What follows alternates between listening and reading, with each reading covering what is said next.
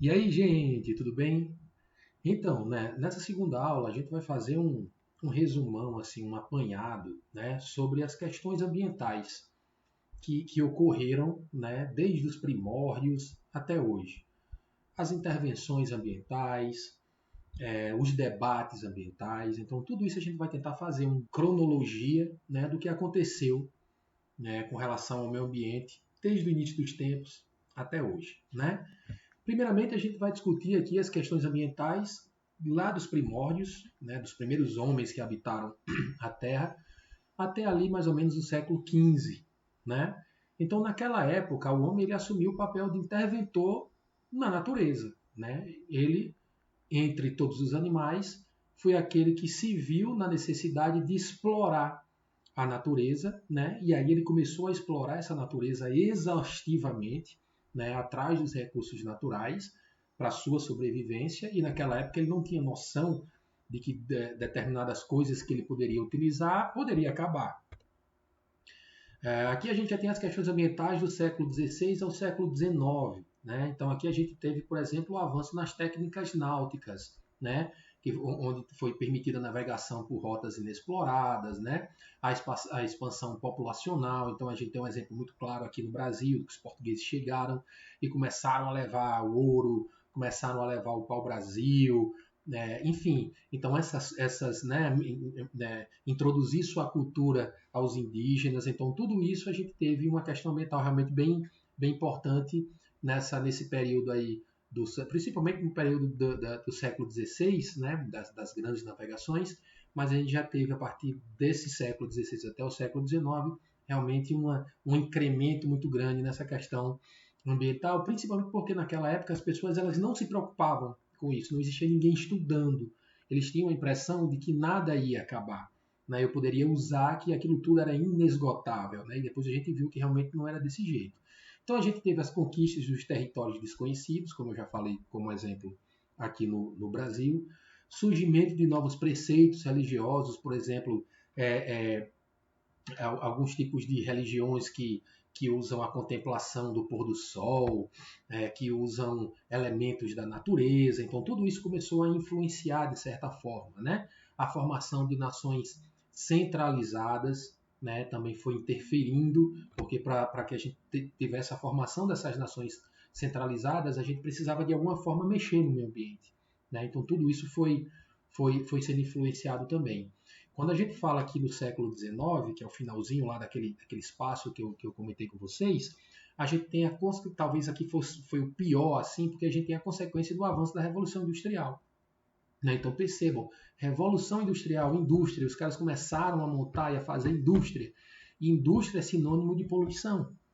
Né? Hoje, claro que já está diferente, porque hoje você já tem, enfim, a ideia de controlar as emissões, de alguma forma de tratar essas emissões, mas naquela época não. Naquela época era só produção e jogando no meio ambiente os seus resíduos. Né? E aí foi nesse momento aí que começou a ter um aumento na preocupação em relação ao meio ambiente em âmbito internacional.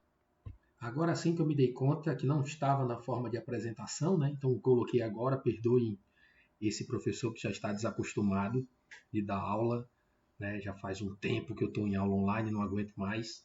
Então agora sim estamos mostrando a tela toda para vocês, né?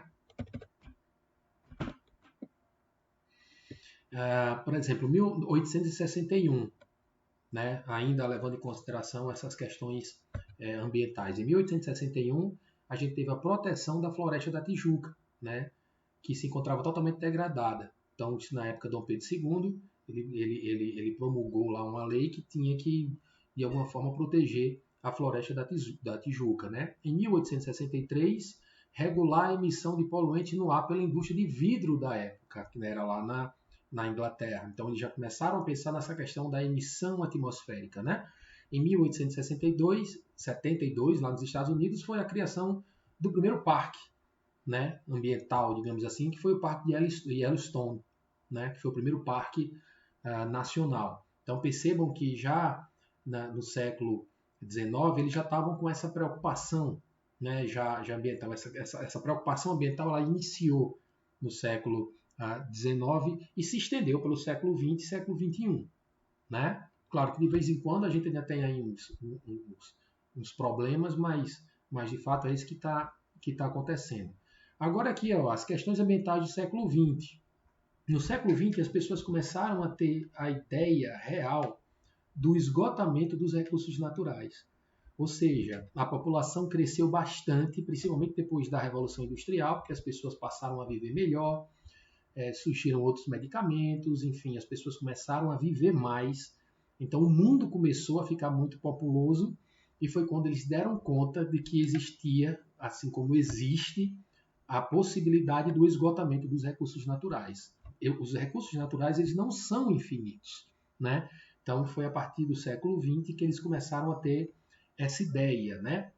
No século XX nós tivemos também as guerras mundiais. E essas guerras mundiais elas tiveram um impacto absurdo no meio ambiente, né? Com destruição, as bombas de Hiroshima, enfim, quantidades de navios jogando óleo no mar, quantidade de aviões com poluição, quantidade de mísseis, enfim. Tudo isso teve realmente uma influência muito grande na questão ambiental, que foram as guerras mundiais. Em 1948, o primeiro grande debate ambiental, que foi a criação da IUCN, né, que é a União Internacional para a Conservação da Natureza. Então foi talvez assim o primeiro grande órgão relacionado com o meio ambiente, né, em 1948, que foi o primeiro grande debate sobre a questão da conservação da natureza, justamente porque eles já viram que o negócio estava ficando pesado, né? Entre 1950 e 1960 aconteceram as preocupações crescentes com desastres ambientais. Então começaram a ter, em alguns momentos, muita chuva, mortandade de peixes. Coloquei logicamente essa onda aqui, mas isso não aconteceu, né? Mas os tsunamis, enfim, são essas coisas que começaram a fazer com que as pessoas elas se preocupassem mais, né, com esses desastres ambientais. Claro que tem coisas, como o tsunami que eu acabei de dizer, que você tem uma explosão de um vulcão e não tem muito o que você fazer, aquilo ali não aconteceu por sua culpa. Mas muitas dos desastres naturais eles acontecem por intervenção humana. E aí eles começaram nessa década de 50 e 60 a pensar, a ter mais ou menos essa ideia aí. Ó. De 1945 a 1975 é o que a gente chama dos 30 anos gloriosos, que foram os 30 anos que se seguiram ao final da Segunda Guerra Mundial. Né? E que foi um período de um crescimento muito forte na maioria dos países desenvolvidos. Então a gente teve as duas guerras. Depois da Segunda Guerra Mundial, os países eles começaram a crescer bastante. E a gente sabe que o crescimento econômico, geralmente, quanto maior ele cresce, mais ele degrada o meio ambiente, infelizmente. Não é aquilo que a gente vê lá na questão do desenvolvimento sustentável, que é por isso que as pessoas falam tanto hoje sobre isso. Tá certo? Mas o fato é que nesse período, os 30 anos gloriosos, a gente teve um aumento muito grande. Né? Os países eles se fortaleceram demais e isso, de certa forma, influenciou negativamente o meio ambiente. Em 1968, teve a Conferência sobre a Biosfera. Né? E aí eles definiram a biosfera como uma fina camada de terra, água e ar na superfície do planeta, sustentando a vida. Então, biosfera é como se fosse essa esfera que consegue sustentar a nossa vida, composta por terra, por água e por ar. Tá bom? Isso aí, esse conceito foi em 1968, que teve uma conferência sobre a biosfera. Em 1972, teve um relatório, o relatório de Meadows, que foi assustador. E quando a gente está falando desse relatório, esse relatório ele surgiu a partir de modelos matemáticos do MIT. Então a gente não está falando de uma instituição comum. A gente está falando da MIT, né, que já é mundialmente conhecida. Então, esses modelos matemáticos, na época, em 1972, eles chegaram a um relatório, através desses modelos matemáticos, e o relatório dizia que a Terra ela não suportaria o crescimento populacional devido à pressão gerada sobre os recursos naturais e energéticos. Isso aí é muito óbvio. Quanto mais gente eu tenho na Terra, mais eu vou precisar consumir aqueles recursos naturais e os energéticos. A gente está vendo isso agora no Brasil, né? Essa crise hídrica que a gente está tendo, esse absurdo que a gente está pagando de energia, é por isso. Eu tenho muita gente, no momento que eu tenho um ano que não chove tanto, a água começa a secar, lá dos reservatórios, aí eu já tenho que utilizar um outro método mais caro para energia e o negócio já começa a ficar mais complicado, né? Mesmo levando em conta o avanço tecnológico. Então, o que eles quiseram dizer é o seguinte, ó, você pode ter a melhor tecnologia, mas se você não cuidar do meio ambiente, a gente vai chegar ao momento que a Terra vai parar. Não tem muito o que ser feito. Né? Isso foi um relatório em 1972. Né?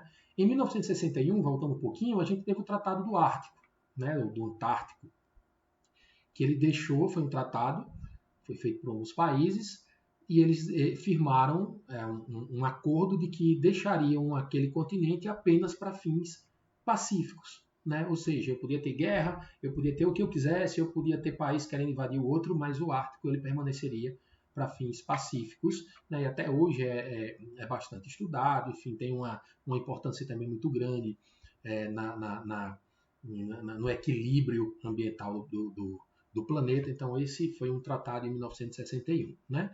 Nas décadas de 1970 e 1980, a gente teve a expansão do conhecimento, né? Aquilo que eu falei, as pessoas começaram a ter mais conhecimento sobre mudança climática, conscientização social, que muita gente não tinha, né? É tanto que vocês percebem que nessa época começou a ter muito comercial, que vem até hoje, sobre o problema da fome na África. Então, as pessoas elas começaram realmente, de fato, a sair da bolha e a perceber que a gente tem um problema social também muito, muito forte ainda no mundo, né? E além disso, foi nesse período que surgiram os movimentos ambientalistas. Um exemplo aqui é o Greenpeace, né? Os caras que vão lá, eu não vou deixar ninguém acabar com as baleias, e os caras vão e metem o navio em cima dos outros navios pesqueiros e por aí vai. Então foi aí nesse período que os primeiros movimentos ambientalistas eles surgiram, né?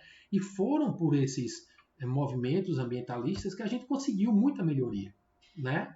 Muita melhoria a gente conseguiu, foram eles, assim. Então a gente tem que respeitar esses movimentos, né? Em 1971 a gente teve o painel de peritos em desenvolvimento no ambiente, lá na Suíça, né? Aí nesse painel eles escolheram o Dia Mundial do Meio Ambiente, né? Que foi a dia 5 de junho. Eles também fizeram a resolução sobre as experiências com armas nucleares, né? Propuseram resolução sobre experiências, porque até então você poderia fazer a sua experiência onde você quisesse. Eu vou ali no Oceano Pacífico, eu vou jogar uma bomba nuclear no Oceano Pacífico e eu não estou nem aí para os peixes, para os corais, para a radiação que vai sair. Então, eles propuseram essas resoluções, né? E além do mais, a criação do Programa das Nações Unidas para o Meio Ambiente, que é o PNUMA, né? Foi proposto também nesse período aí de 1971. Tá bom? 1972, Conferência das Nações Unidas sobre Meio Ambiente. Está aqui, ó, Estocolmo, em 1972. Essas conferências elas são importantíssimas, elas acontecem até hoje, onde todos os países eles se juntam para discutir, né, para falar sobre o meio ambiente. Então, nesse exclusivo, participaram 1.500 delegados de 113 países, né? 40 organizações intergovernamentais, 600 observadores e 250 organizações não governamentais. Então vejam que é muita gente participando, né? Então eles começaram realmente a ter essa preocupação. E aí quais são os princípios dessa declaração aqui, ó, né? Ó, conferência, ela teve a conferência e tem uma declaração no final. Então quais são os princípios dessa declaração? Descarte correto de substância tóxica. Eu preciso descobrir um jeito correto de descartar as substâncias tóxicas, apoio à luta contra a poluição, prevenção e poluição em mares, utilização legítima do mar, né? Utilizar o mar de forma correta, garantia de ambiente seguro para assegurar a melhoria da qualidade de vida, assistência financeira e transferência de tecnologia para os países em desenvolvimento. Né? Então, eu tenho tecnologia num país que é desenvolvido e eu preciso transferir essa tecnologia para os países em desenvolvimento para que eles consigam se desenvolver melhor. Isso acontece? Dificilmente não. Um exemplo claro a gente tem agora, nessa época de pandemia. O que é que está acontecendo agora? Os países mais ricos eles estão vacinando todo mundo e os países mais pobres estão ficando sem vacina. Né? Ou seja, cadê a transferência de tecnologia? Cadê a assistência financeira? Não, uns dão 1 milhão de vacina, outros dão outros, mas se você vê a diferença dos grandes países, né, da quantidade de vacinação para os países que não têm tanta grana, vocês vão perceber que ainda tem muita coisa que melhorar. Né? melhoria das políticas adequadas dos Estados-membros da ONU, né? Gestão racional dos recursos naturais em benefício de toda a população. Eu preciso usar esse recurso natural de uma forma melhor. Investimento em educação e pesquisa. E aí a gente pensa no momento que a gente está passando aqui, que o Brasil está indo ao contrário disso, né? O Brasil está tirando o investimento, diminuindo o investimento em educação e pesquisa. A gente teve uma queda muito grande na questão de pesquisa, né? E a outra, por fim, aqui, a eliminação completa das armas de destruição em massa, como bombas nucleares. A gente sabe que isso não aconteceu, né? Infelizmente, cada país lá tem a sua. Mas, enfim, são os princípios da declaração. Esses são os objetivos, o que eles pretendem, né? Que a gente tem um PNUMA, né? Ó, a foto aqui da bandeira. 1974, Simpósio de Especialistas no México. 1975, 7ª Sessão Especial da Assembleia Geral das Nações Unidas, né? São algumas datas também que são importantes. Aí aqui nesse slide a gente tem o conceito de ecodesenvolvimento, né? O que seria esse ecodesenvolvimento, né? É a gente continuar se desenvolvendo, né? Mas sem esquecer a parte ecológica. É muito simples, né? Muito simples. E levando em consideração também que as tecnologias elas atinjam as finalidades sociais. Não adianta a gente ter só tecnologia e essa tecnologia não seja utilizada para as pessoas que mais precisam. Tá bom, gente? Então é isso que a gente precisa ter em mente. Década de 1980. Tinha 1 ano de idade em 1980. Leis em vigor exigem controle para as emissões nas indústrias. Aí aqui o que é que a gente tem? Ó? A gente tem a criação do EIA e do RIMA, que a gente ainda vai estudar. Estudo de impacto ambiental e relatório de impacto ambiental. Além disso, a proteção ambiental ela passa de defensiva, né, para, assim, utilizando só soluções corretivas, tipo alguém provocou um impacto ambiental, eu vou lá e dou um jeito. Então ele passou dessa solução apenas corretiva para uma ação mais proativa, mais participativa, que é a ecoeficiência. Então, em 1987, a gente teve o Protocolo de Montreal, né? Esse protocolo ele começou a se preocupar com a questão da camada de ozônio, né? E foi proposta a eliminação da fabricação dos CF6. Os CF6 eram, né, gases refrigerantes, né, utilizados em equipamentos, né, precisasse de refrigeração. E o CFC ele significa clorofluorcarbonetos, né? Então são compostos que são formados por cloro, por flúor e por carbono, né? E o grande problema desses compostos é o cloro. O cloro ele sobe para a atmosfera, ele reage lá em cima com o ozônio e faz com que a energia UVB do Sol, que deveria ser contida por essa proteção de ozônio, ela não seja, e aí a radiação termina passando, enfim, coisas que não cabe aqui ao nosso estudo, mas de fato isso aconteceu. Então eles proibiram a utilização do CFC, né? Isso aconteceu no Protocolo de Montreal. Em 1987, tivemos o relatório de Brundtland, né?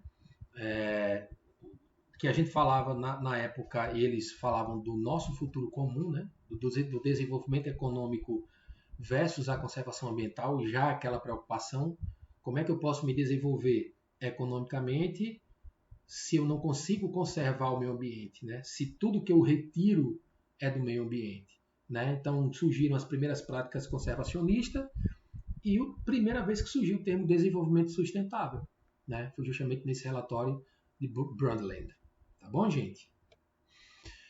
Na década de 90, surgiram as normas internacionais em gestão ambiental, da ISO 14000. Né? Então, a ISO 14000 ela surgiu justamente na década de 1990, voltada para a questão da gestão ambiental. Tá bom? Em 1992, a gente teve a Conferência das Nações Unidas do Meio Ambiente e Desenvolvimento, que foi o Rio 92. Né? Eu lembro ainda dessa conferência. Não estive lá, porque eu só tinha 12 anos. Mas eu lembro, né, dos comentários, e se vocês jogarem na internet, vocês vão ver. Né? Em 1997, a gente teve o Protocolo de Kyoto, né, que ele propunha a redução até 2012 das emissões dos gases que contribuem para o efeito estufa pelos países industrializados. Conseguiram em partes, né, porque a gente sabe que sempre quando mexe com um país é difícil a gente conseguir, principalmente essa questão da diminuição das emissões de gases de efeito estufa, né? Aqui a gente tem os anos 2000, né, aos dias atuais. Então, dos anos 2000 aos dias atuais, a gente teve a comemoração dos 75 anos da ONU, né, a Organização das Nações Unidas, que está aí firme e forte, né?